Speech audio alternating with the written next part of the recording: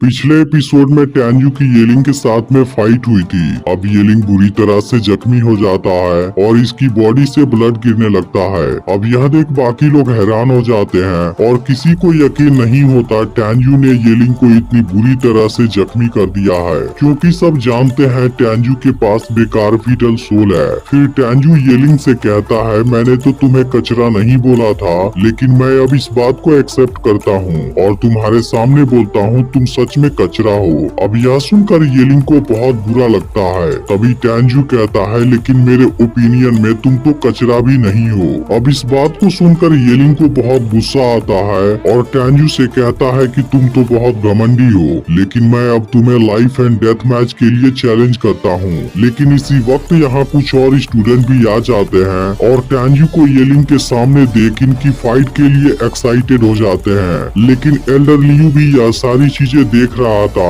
और कहता है कि टैंजू को येलिंग के ताकत के गहराइयों का पता नहीं है, इसलिए वो उसके सामने नहीं टिक पाएगा। अब इधर येलिंग बाकी लोगों को रिंग से बाहर कर देता है और फिर अपनी वाइंड पावर का यूज करके हवा में उड़ने लगता है। इसके बाद वो टैंजू से कहता है, तुमने मुझे पहली फाइट में जख्मी कर दिया, इसलिए तुम्हें लगता है तुम मेरा सामना कर पाओगे, लेकिन हमारी फाइट तो अभी शुरू हुई है। इस पर टैंजू कहता है, लेकिन मेरे लिए यह फाइट खत्म हो चुकी है। इसके बाद टैंजू अपने 11 फ्लाइंग स्वॉर्ड का यूज करता है और येलिंग के चारों तरफ स्वॉर्ड फॉर्मेशन बनाने लगता है। तब येलिंग कहता है, तुमने इस चीज से ली जियान को भले ही मार दिया, लेकिन तुम मेरा कुछ नहीं कर पाओगे। इसके बाद येलिंग वाइंड और थंडर की पावर का यूज करता है, जो कि बहुत पावरफुल था और इसे देख बाकी लोग दूर हट जाते हैं, जबकि खुद टैंजू भी हैरान रह जाता है। यह देख बाकी लोग भी बात करने लगते हैं कि अब टैंजू येलिंग का मुकाबला नहीं कर पाएगा,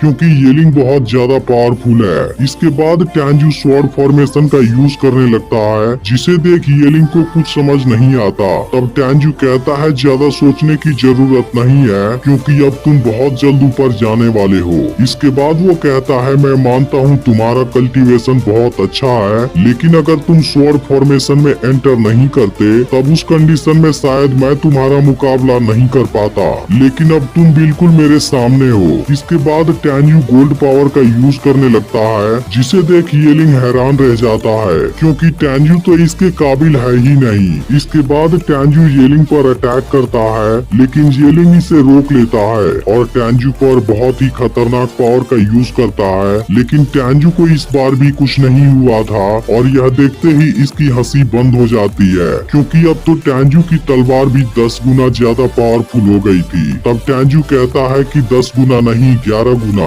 अब इस बात से येलिंग को गुस्सा तो आता है, लेकिन वो कुछ भी नहीं कर पाता। इसके बाद वो पूरी तरह से हैरान हो जाता है, क्योंकि टैंजू तो असल में गोल्ड, वुड और फायर तीनों की पावर का यूज कर रहा था। फिर येलिंग अपनी पूरी ताकत का यूज करता है, लेकिन अफसोस इस बार भी टैंजू को कुछ नहीं होता और वो कहता है, तुमने वाइंड और थंडर का पावर बहुत ज्यादा दिखा लिया, लेकिन अब मेरे डेविल माउथ की पावर को भी देख लो। इसके बाद टैंजू आसमान में एक तलवार भेजता है, जहाँ कोई बहुत बड़ी पावर एक्टिवेट होने लगती है, जिसे देख येलिंग की हालत खराब हो जाती है। अब उसकी पावर के सामने येलिंग का टिकना बहुत ज्यादा मुश्किल हो रहा था और वो टैंजू की पावर देख पूरी तरह से हैरान रह जाता है। इसके बाद एपिसोड एंड हो जाता है, जिसका